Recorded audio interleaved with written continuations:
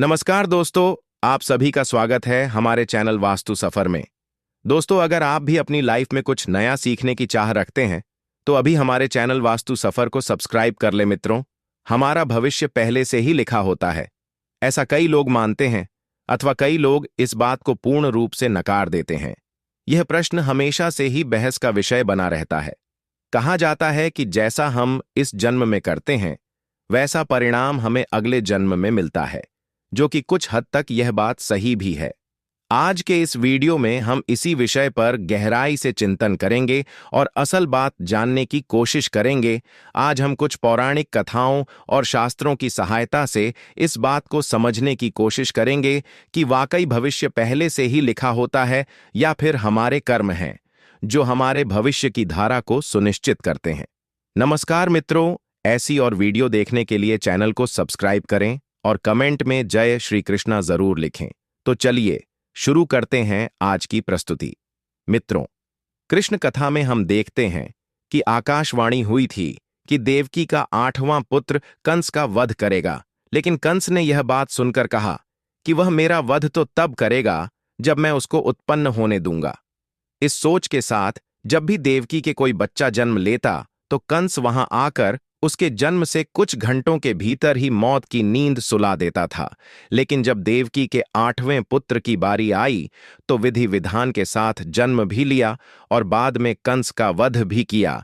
ऐसा इसलिए हुआ क्योंकि कंस की मृत्यु की भविष्यवाणी हो चुकी थी। साथ ही कंस के जन्म से ही लिख दिया गया था कि उसकी मृत्यु कैसे होगी और किसके हाथों होगी। यही नहीं मित्रों, इस संसार में जो भी मनुष्य जन्म लेता है उसके बारे में भविष्य पहले से ही लिख दिया जाता है।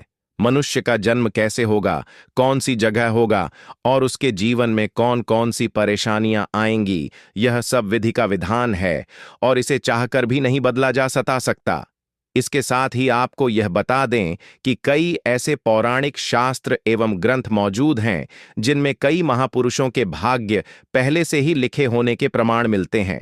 जैसे हम रामायण में देखते हैं कि यह पहले से ही तय था कि भगवान श्री राम को 14 सालों का वनवास मिलेगा। अर्थात इसके पीछे का कारण भगवान श्री राम के हाथों रावण का वध होना था। इससे आप ही सोचो कि अगर माता कैकी मथुरा के बहकावे में ना आती, ना ही श्री राम को माता सीता के साथ वनवास के लिए जाना पड़ता, तो सोचिए रावण का वध श्री राम के हाथों कैसे संभव होता। यह सब कैसे होना था, यह सब पहले से लिखा जा चुका था, जिससे कि यह सभी के सुमेल से संभव हो पाया। इसी तरह हर एक प्राणी का भाग्य लिखा जा चुका है। हम सब नाटक के छोटे से पात्र हैं जिनका किसी न किसी उद्देश्य के चलते इस संसार में जन्म हुआ है। लेकिन यह बात भी गलत नहीं है कि आपकी किस्मत आपके कर्मों पर आधारित है। वह कहावत तो आपने सुनी ही होगी कि जैसा बोओगे वैसा पाओगे। अगर आप अच्छे और पुण्य कर्म करते हैं तो आपके साथ सदैव अच्छा ही होगा। लेकिन अगर अपने जीवन में हमेशा बुरे काम किए हैं तो ज्यादातर संभावना है कि आपको उसका दुष्प्रभाव इसी जन्म में देखने को मिल जाएगा। अर्थात आपने अगर बबूल रूपी बुरे कर्म किए हैं तो आपको आम के फल कैसे मिल जाएंगे। इसलिए हमारे शास्त्रों में हमेशा धर्म और पुण्य के कर्म करने की प्रेरणा दी गई है, क्योंकि यही वह रास्ता है जो हमें इस जन्म मरण के चक्र से बाहर निकाल सकता है। वरना बुरे कर्म करने वालों को तो भगवान के चरणों में भी स्थान नहीं मिलता। यही नहीं दोस्तों, तुलसीदास जी ने भी इस बात को स्पष्ट रूप से एक चौपाई में कहा है कि कर्म ही प्रधान है, यानी कि जैसा मनुष्य कर्म करेगा वैसा उसे फल मिल जाएगा। इसी के साथ एक यह बात सामने आती है कि पांडुपुत्र अर्जुन के हाथों कर्ण का वध हुआ था। अर्जुन ने कहा कि माधव मेरे हाथ कांप रहे थे और यह क्या आपने मेरे अपने ही ज्येष्ठ का वध मेरे हाथों लिख दिया, यह कैसा भाग्य है। तो इस पर श्री कृष्ण ने कहा कि हे पांडुपुत्र, मैं कौन होता हूं किसी मनुष्य को प्राण देने वाला। यह तो करने का फल है। जिस तरह उसने जीवन में कर्म किए उसे उसके फल स्वरूप परिणाम मिल गया।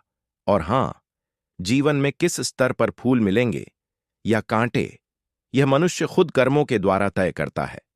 श्री कृष्ण ने कहा, तुमने अधर्म के विरोध में स्वर उठाया और धर्म का रास्ता चुना, जबकि कर्ण ने अधर्म का रास्ता, तो ऐसे में मैं क्या कर सकता था। लेकिन फिर भी मैंने उन्हें कई विकल्प दिए। परंतु उसने हर बार दुर्योधन और उसकी मित्रता को आवश्यक समझा। भगवद गीता के इस अध्याय में हमें यह सीखने को मिलता है कि भगवान हमें कुछ अवसर जरूर देते हैं, जिससे कि हम अपने किए गए बुरे कर्मों का पश्चाताप करके सही राह पर आ सकते हैं। अंत में यही कहना चाहूंगा कि अवश्य ही हमारा भविष्य लिखा जा चुका है, लेकिन कर्मों के आधार पर ही हमें फल मिलता है। और हम अगर अच्छे कर्म करेंगे तो जीवन को शांतिपूर्वक सुख समृद्धि प्राप्त करते हुए व्यतीत करेंगे। अन्यथा बुरे कर्म करने पर तो इसी जन्म में ही हमें उसके दुष्प्रभाव देखने को मिल जाएंगे और उसका प्रभाव निश्चित रूप से अगले जन्म पर भी पड़ेगा। तो मित्रों, आज के लिए बस इतना ही। आशा करते हैं आपको यह वीडियो पसंद आई होगी। धन्यवाद।